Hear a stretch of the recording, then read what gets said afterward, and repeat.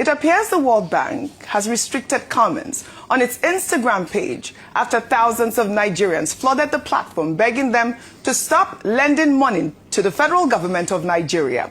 The digital protest erupted after reports that President Bola Ahmed Tinubu is seeking a fresh $1.25 billion World Bank loan for approval on June 26th. Just 6 months before the 2027 election. Nigerians stormed the page with one message: stop borrowing our leaders' money. Let's take a look at some of the tweets. Martins wrote on X, stop giving Tinubu loan.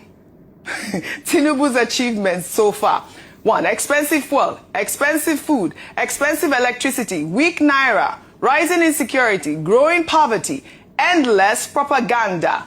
Olaiton wrote on X, the money are being used for personal interest, not for the country. It is being used for their election, not for the country.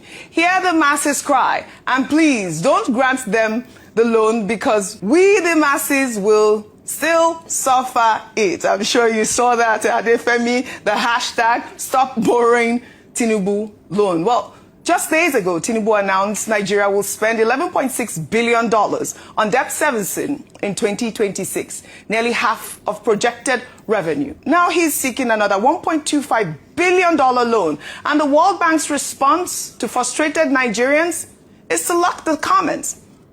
Well, an institution that preaches transparency just silenced the very people whose futures are being mortgaged. I mean, this is such a complex story, Adefemi. Just to put it in context, the loan is called Nigeria Actions for Investment and Jobs Acceleration, which the government says would support economic reforms, improve electricity, agriculture, and job creation. At the current exchange rate, the proposed $1.25 billion translates to around 1.70 trillion naira. Just to put it in context, how much external financing this administration is seeking amid extreme economic reforms and citizens' hardship.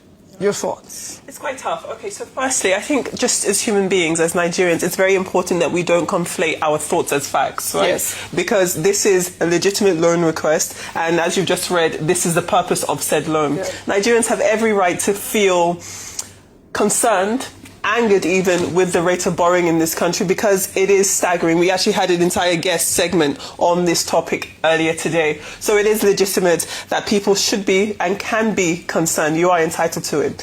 What I want to say about the comments being locked, do you know how many comments you would have to leave under a post for that page to say, actually, we're just going to stop? Must be a lot. You know how many Must be a lot. Yeah. And there are many Nigerians, yes, right? So I can understand the frustration from the second tweet, or even your analysis there where you said that, you know, it shouldn't be the case that the World Bank are locking comments and making people struggle to have their point put across. That shouldn't be the case. But I think this is also an example of the fact that the World Bank did hear what Nigerians have to say. Mm-hmm. And it's not a situation of them saying, we're now no longer going to borrow your president. It just doesn't work in that way. But Nigerians have every right to feel concerned about it. But I don't think the narrative should be this money is being used to fund personal ambition or personal gain. I know it's your turn to speak, but you wanted to add something. I think it's misplaced what Nigerians say. It's not the World Bank you should go to. Yeah. What you should do is get your lawmakers as we speak. Call them, get their number, bombard them with messages and say, when they bring this loan to the